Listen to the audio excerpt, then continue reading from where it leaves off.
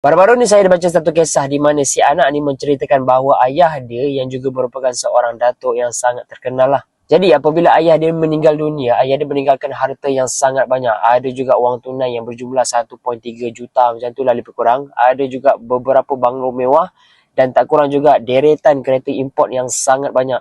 Jadi si anak ni dan keluarga dia menyangkakan bahawa ayah ni seorang usahawan dan juga ahli syurga lah. Sebab ayah dia bukan sahaja usahawan, tetapi ayah dia ni juga melakukan beberapa amal kebajikan seperti dia sponsor majlis-majlis agama. Tetapi after sebulan ayah dia meninggal dunia, Allah bukakan aib ayah dia tu satu persatu. Di mana bermula, mak dia mula stroke separuh badan, ada juga adik bongsu dia masuk ICU, koma. Tak kurang juga si anak ni dia beritahu dia bermimpi bahawa ayah dia sangat terseksa dekat alam sana. Sampaikan perut ayah dia tu orang kata membesar, membusung sebesar gunung. Ada keluar nanah, keluar cacing dan siap ayah dia tu digambarkan